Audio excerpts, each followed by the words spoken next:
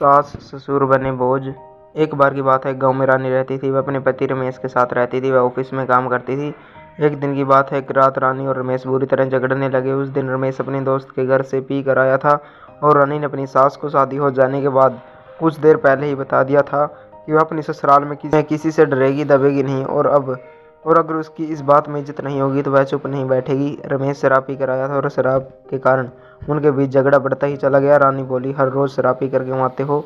यह सुनकर रमेश बोला, तुम इतनी देर से क्यों आई हो? आज ऑफिस में काम ज़्यादा था।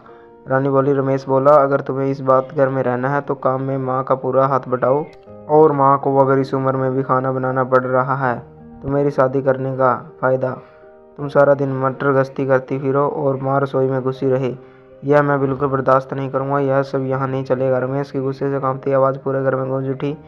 यह सब सुनकर रानी भी बहुत दुखी हुई और वह बोली, आज ऑफिस में ज़्यादा काम था इसलिए देर से आई थी, वरना मैं रोज़ जल्दी ही आती हूँ। फिर भी मैंने उनके साथ थोड़ा सा काम कराया है। रमेश बोला, लेकिन माँ तो बोल रही थी कि तुमने कुछ खा नहीं करवाया। तभी रानी बोली, अगर अपनी माँ की हर बात सच मानोगे तो हमारी रोज़ लड़ाई होगी। यह सुनकर रमेश फिर बोला, उनकी रोज़ की शिकायत है कि जिस दिन तुम वक्त से घर आ जाती हो उस दिन भी तुम उनके साथ कोई काम नहीं करती हो और सारा दिन आराम करती हो। तभी रानी बोली, यह बात झूठ है। यह सुनकर रमेश बहुत गुस्सा हुआ और बोला, झूठी तुम हो, मेरी माँ नहीं। नहीं, झूठी तुम्हारी माँ है। रानी गुस्से में चिल्लाई।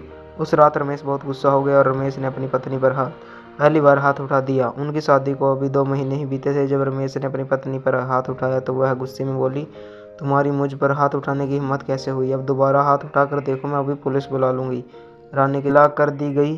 इस धमकी को सुनकर उसके ससुर राज और रमा अपने बेटे बहू को शांत कराने के लिए उनके कमरे में आए और गुस्से से कांप रही रानी ने अपनी सास को जली कटी बातें सुनाने में कोई कसर नहीं छोड़ी। वह अपनी सास को बहुत कुछ सुनाती रही, लेकिन रमा जी कुछ देर ही चुप रही। जब रानी चुप नहीं हुई तो फिर रमा जी ईंट का जवाब पत्थर से देते हुए उससे भीड़ गई। तभी रानी बोली, मुझे नहीं रहना इस नरक में। मैं कल सुबह ही अपने मायके जा रही हूँ, तुम अकेले रहो यहाँ। धमकी देने के बाद रानी ने अपने कमरे का दरवाज़ा और अंदर से कर लिया। ये मुझे कैसे दिन देखने पड़ रहे हैं? यह रानी तो बहुत ही बदतमीज है। आप तो कोसता रमेश उस रात सोफे पर सोया। उसके माता पिता बहुत दुखी हुए। वो भी अपने कमरे में सो गए। अगले दिन रविवार था। सब लोग देर से उठे, आंखों में गुस्सा भरे। जब 9 बजे के करीब रानी अपने कमरे में से बाहर आई तो उसने रमेश को ड्राइंग रूम में मुंह लटकाए बैठे पाया। रानी ने उसे कुछ नहीं पूछा, लेकिन उसके पूछे बिना रमेश ने उसे दुखी होते हुए बताया, मम्मी पापा सुबह की गाड़ी से मामा जी के पास नागपुर चले गए हैं। रानी जो चाय बनाने रसोई में जा रही थी बोली, क्यों चले गए? वो रात हमारा झगड़ा हो गया था, इसीलिए वह दोनों बहुत दुखी हो गए।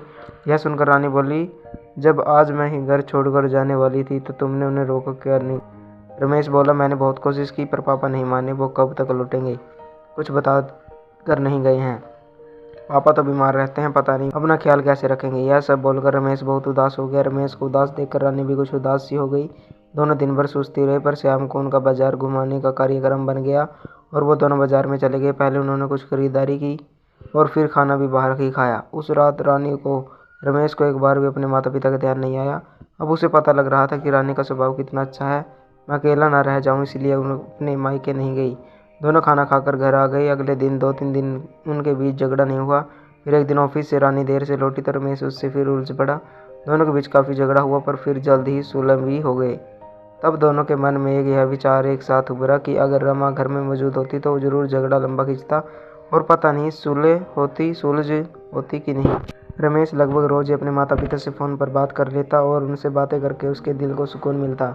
रमेश ने उनसे पूरा हफ्ता बीत जाने के बाद बात करी थी।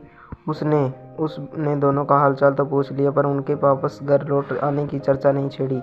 देखो, शायद अगले हफ्ते वापस आ जाए। रमेश जब भी उनके घर लौटने की बात उठाता तो राज उसे यही जवाब देते।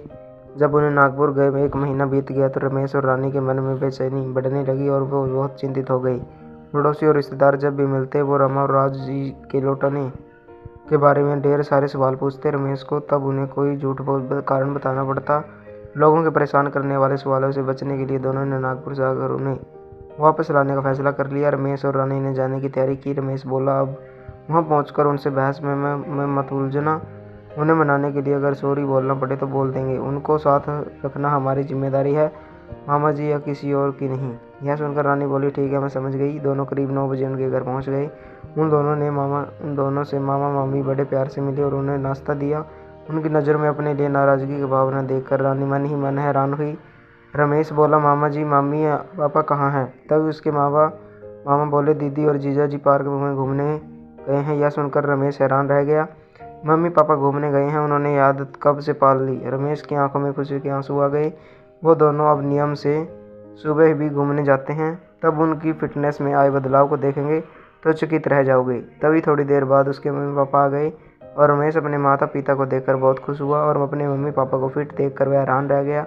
दोनों अपने बेटे बहू को देखकर बहुत खुश हुए और बेटे बहू ने उनसे माफ़ी मांगी और वो बोले, आप दोनों घर आ जाओ। यह सब देखकर दोनों की आंखों में आंसू आ गए और अब सभी लोग अपने घर आ गए और अब रमेश कभी भी अपनी पत्नी से झगड़ा नहीं करता। अब रानी और उसकी सास भी एक दूसरे के काम में हाथ बटाने लगी। अब सभी लोग खुशी से रहने लगे। तो दोस्तों, कैसी लगी आपको ये कहानी? कमेंट करके जरूर बताएं। अगर आप हमारे चैनल पर नए हैं तो चैनल को सब्सक्राइब करें, वीडियो को लाइक करें, शेयर करें, कमेंट करें। धन्यवाद दोस्तों।